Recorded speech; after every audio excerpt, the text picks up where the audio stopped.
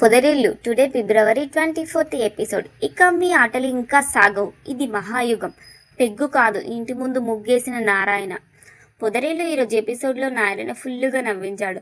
మహా కోడలిగా ఇంట్లోకి అడుగు పెట్టినప్పటి నుంచి రోజు రోజుకి ఇంట్లో ఉన్న మనుషుల్లో మార్పు వస్తుంది. ముఖ్యంగా కేశవ అయితే ఫుల్గా మహాని చూసి బెదిరిపోతున్నాడు. ఇక నారాయణ కూడా ఎక్కడ కోడలి పిల్ల తనని ఏమంటుందోనని పద్ధతిగా నడుచుకుంటున్నాడు. ఈరోజు ఎపిసోడ్లో అయితే మహాకి బెదిరిపోయి ఏకంగా ఇంటి ముందు ముగ్గేశాడు నారాయణ. ఇలా ఈరోజు ఎపిసోడ్లో పూర్తిగా ఏం జరిగిందో చూద్దాం. మహా కన్నా ఆటలో ఇంటికి వస్తారు. మహాని చూడగానే బావగారు బాగున్నారా అమ్మా, అదే మీ నాన్నగారు బాగున్నారా అని నారాయణ అడుగుతాడు. మహా అని ఒక మాట అనేసి లోపలికి వెళ్తుంది. మహా డల్గా ఉండేసరికి రే ఏమైందిరా అని చక్రిని అడుగుతాడు కేశవ. నాకు పూర్తిగా తెలియదురా అని చక్రి అంటాడు. మహాలక్ష్మి ఇల్లు తాగమ్మా, ఏమైందమ్మా అలా ఉన్నావేంటని మాధవ్ అడుగుతాడు. ఏం చెప్పాలి పెద్ద, సర్టిఫికెట్లు ఇస్తానని ఆశ చూపించి నన్ను ఇంట్లో ఉంచేయాలనుకున్నారని మహా అంటుంది. ఏంటమ్మా నువ్వు అనేది, మాధవ అంటాడు. వాళ్ళకి నేను ఎప్పటికీ అర్థం కాను, నాకు మాత్రం వాళ్ళ గురించి పూర్తిగా అర్థమైంది. ఇన్నాళ్ళు నన్ను ఇంటికి రప్పించడానికి వాళ్ళకి ఏ దారి దొరకలేదు. ఇప్పుడు నా అంతటా నేనే సర్టిఫికెట్లు అడిగేసరికి అవకాశం దొరికింది. మా వదినతో సహా అంతా ఒక్కటైపోయారు. నన్ను అక్కడే ఉంచేయాలని చూశారు. మాటలతో చెప్పాలనుకున్నారు. వెనుకపోయేసరికి గదిలో పెట్టి లాక్ చేయాలనుకున్నారు.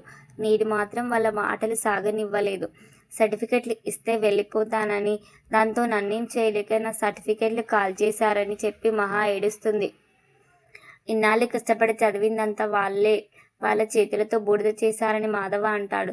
నా కలలు, నా ఆశలు అన్నీ కాల్చి బూడిద చేశారు. పైగా ఇంకా నన్ను ఆ పెళ్లి కొడుకే ఇచ్చి పెళ్లి చేయాలనుకుంటున్నారని మహా అంటుంది. వాళ్ళు ఎప్పటికీ మారరు. వాళ్ళ చేతులతో వాళ్ళు మీ గొంతు కోసి తర్వాత ఎప్పుడో తప్పు తెలుసుకుంటారు. మీరు వాళ్ళ మాట వినకుండా రావడమే మంచిదైంది. చదువుకున్న వాళ్ళే కదా, సంస్కారం తెలిసిన వాళ్ళే కదా, ఇలాంటి పని మీ నాన్న చేయడని చక్రి అంటాడు. ఇన్నాళ్ళ నీ కష్టాన్ని కళ్ళ ముందు కాల్చేస్తుంటే మీ అమ్మగారైనా ఆపలేదా అని మాధవ అడుగుతాడు. మా వదిన ఆపబోతే మా అమ్మే అడ్డుకుంది. మా అన్న నన్ను కదలకుండా పట్టుకున్నాడని మహా చెప్తుంది. తప్పు చేశాం, అందరం తప్పు చేశాం.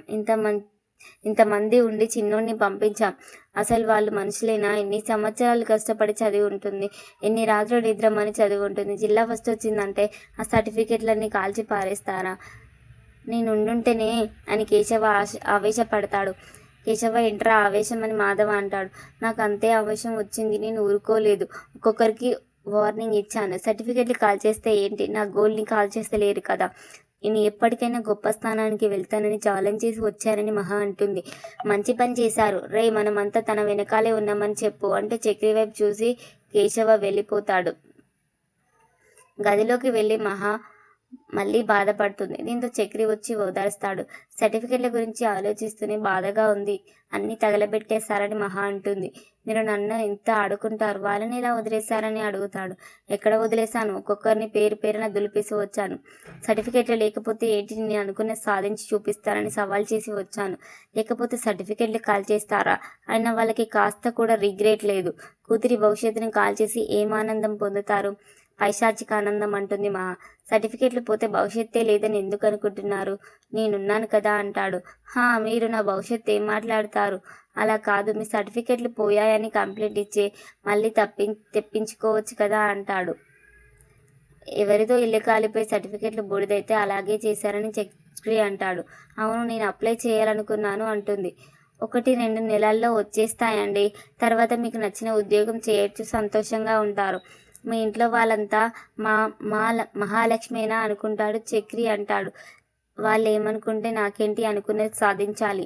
నాకు ఒక హెల్ప్ చేస్తారా? సర్టిఫికెట్లు వచ్చే వరకు నాకు ఏదైనా ఉద్యోగం చూస్తారా అంటుంది. ఈ ఉద్యోగం తగలేయా, లేకపోతే ఏంటి మళ్ళీ మొదలుపెట్టిందని చక్రి తిట్టుకుంటాడు. ఏ జాబ్ అయినా పర్లేదు, ఖాళీగా ఉండకూడదు అంటుంది. ఏం కాదులేండి, మీకు జాబ్కి తగిన ఉద్యోగమే దొరుకుతుంది, ప్రశాంతంగా పడుకోండి అనేసి చక్రి వెళ్ళిపోతాడు. కాసేపటికి మహాకి వాయిస్ మెసేజ్ పెడుతుంది హారిక. మహా, నీకు నా మీద కోపంగా ఉందని తెలుసు, నన్ను ఇంకా ఎప్పటికీ నమ్మమని కూడా అర్థమైంది. కానీ నువ్వు నన్ను నమ్మినా నమ్మకపోయినా నేను చెప్పాలనుకుంది చెప్పకుండా ఉండలేను. నువ్వు సర్టిఫికెట్లు అడగవని అత్తయ్యతో చెప్పాను. అత్తయ్య నేను రమ్మని చెప్పారు. అందరూ మళ్ళీ కలిసిపోతారని ఆశపడ్డాను, కానీ అందరూ కలిసి ఇలా చేస్తారని నేను ఊహించలేదు. నీ సర్టిఫికెట్లు కాల్చేయడం అనేది అమానుషం. నిన్ను నీకు మంచి చేయాలని అనుకున్నాను, కానీ ఇలా జరిగిపోయింది. ఐఎమ్ సారీ మహా అని అందులో ఉంటుంది. ఇంతలో తన భుజం మీద సడన్గా ఉంచి గాయత్రి చేయి వేసేసరికి మహా ఉలిక్కి పడుతుంది. సారీ నేనే అంటుంది. మా ఊరిలో పలకరింపు ఇలా కూడా ఉంటుందా అని మహా అంటుంది. సారీ కుప్పం వచ్చిందా అని గాయత్రి అడిగితే పర్లేదు, ఆయన ఈ టైంకి వచ్చారేంటని అడుగుతుంది మహా. 2 కారణాలున్నాయి. ఒకటి, ఈ టైంకి మా అమ్మ సీరియల్స్ చూస్తుంది, దొంగడు వచ్చినా లేవదు, అందులో మునిగిపోతుందని గాయత్రి అంటుంటే మహా నవ్వుతుంది.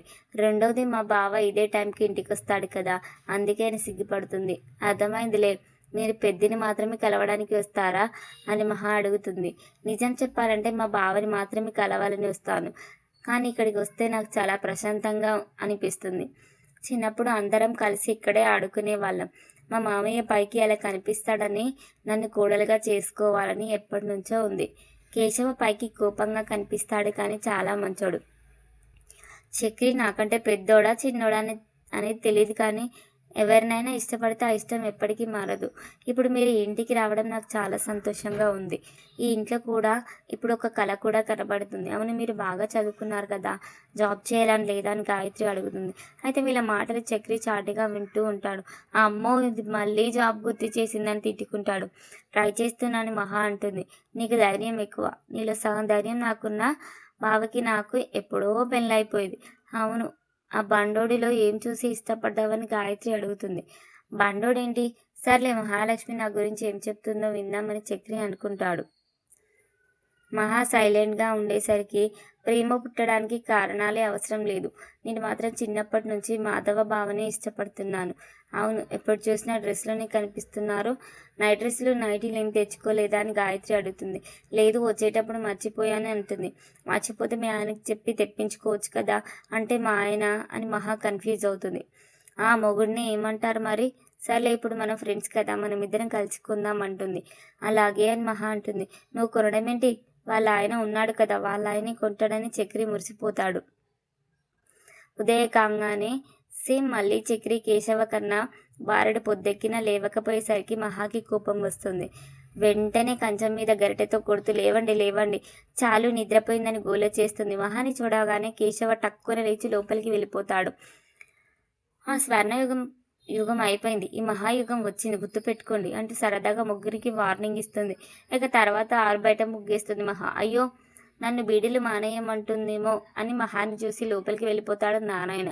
మనకి అమ్మ ఉంటే ఇలాగే ఉంటుందా అని కేశవ్తో అంటాడు మాధవ. మహా అందంగా ముగ్గేసి లోపలికి వెళ్తుంది. అయితే మహా నారాయణ చూసుకోకుండా బీడీ కాల్చేసి ముగ్గు మీద పడేస్తాడు. అయ్యో, కూడలి పిల్ల వేసిన ముగ్గు మీద బీడీ పడేశానని చూసి కాలుతో తీద్దామని ట్రై చేస్తాడు. దీంతో ముగ్గు చెరిగిపోతుంది. అయ్య బాబోయ్, ఉత్త పుణ్యానికి కొడలి పిల్లతో పొద్దున్నే తిట్లు తినాలే ఉన్నానే అని వెంటనే లోపలికి వెళ్ళి చీపురు తెచ్చి మొత్తం ముగ్గు తోడ్చేస్తాడు నారాయణ. తర్వాత ఎవరు చూడకుండా వచ్చి ముగ్గు పెడుతుంటాడు. ముగ్గేయడం ఏంటి, పెగ్గేయడం అంత ఈజీ కాదు బాబు అంటూ నారాయణ ఎక్కి నవ్విస్తాడు. ఇంతలో కన్న వచ్చి అందరూ రండి అంటూ గోల చేస్తాడు. తీరా నారాయణ లారీ బొమ్మ వేస్తాడు. ఇది చూసి మహా తెగ నవ్వుకుంటుంది. అందరూ లోపలికి రాగానే మహా నేను టీ పెడతా ఈరోజు అంటుంది. ఆ మాట వినగానే అమ్మో అంటూ ఫోన్ వచ్చినట్లుగా యాక్ట్ చేసి కేశవ్ బయటికి వెళ్ళి పోదాం అనుకుంటాడు. కానీ మహా అడ్డుపడి టీ తాగి వెళ్ళాలని బెదిరిస్తుంది. ఇక పెద్దని తీసుకొచ్చి కిచెన్లోకి వెళ్తుంది. ఎలాగైనా టీ పెట్టడం మీరే నేర్పించాలి అంటుంది. దీంతో దగ్గరుండి మాధవ చెప్తాడు. ఇక మహాని చూసి కేశవ ఓ మాట అంటాడు. అన్నీ బాగున్నాయి, కానీ అలాంటి అమ్మాయి నిన్ను ఎలా సెలెక్ట్ చేసుకుందో మాత్రం అర్థం కాలేదురా. రే, ఏ మాయ మాటలు చెప్పి అంత మంచి అమ్మాయిని మోసం చేశావని చక్రితో అంటాడు. అందరూ టీ తాగి బ్రహ్మాండం అంటారు. కేశవ మాత్రం భయపడతాడు. దీంతో కేశవ గిఫ్ట్ ఇచ్చిన కప్పు చూపిస్తూ, ఇదిగో ఎవరో గిఫ్ట్గా ఇచ్చారు, నేను ఇందులోనే టీ తాగుతున్నాను, కానీ ఇచ్చిన వాళ్ళు మాత్రం నేను పెట్టిన టీ తాగట్లేదు, నా టీని అనుమానిస్తున్నారని మహా అంటుంది. దీంతో కేశవ టీ తాగుతాడు. ఎలా ఉందని అడిగితే బాగుంది అంటాడు. ఇంకోసారి పారిపోవాలని చెప్తాను, కట్టేసి తాగిస్తానని మహా ఆట పట్టిస్తుంది. కాసేపటికి తన ఫ్రెండ్ని కలుస్తాడు చక్రి. ఏంట్రా పెళ్లి చేసుకున్నావు, కనీసం నన్ను కూడా పిలవలేదని ఫ్రెండ్ అడుగుతాడు. అసలు జరుగుతుందని నాకే తెలియదురా అని స్టోరీ చెప్తాడు. ఇక రే, నాకు ఒక చిన్న హెల్ప్ కావాలి. నీ కన్స్ట్రక్షన్ కంపెనీ ఉంది కదా, నా వైఫ్కి ఒక జాబ్ ఇప్పించారా అని చక్రి అడుగుతాడు. కానీ ఇప్పుడు ఖాళీలు లేవురా, కుదరదని చెప్తాడు. ఆయన కానీ చక్రి బ్రతిమాలి కనీసం ఒక ఫేక్ ఇంటర్వ్యూ అని పెట్టించారా అని బతిమలాడుతాడు. దీంతో ఫ్రెండ్ సరేనంటాడు. మరి ఇది ఫేక్ ఇంటర్వ్యూ అని తెలిస్తే మహా ఎలా రియాక్ట్ అవుతుందో చూడాలి.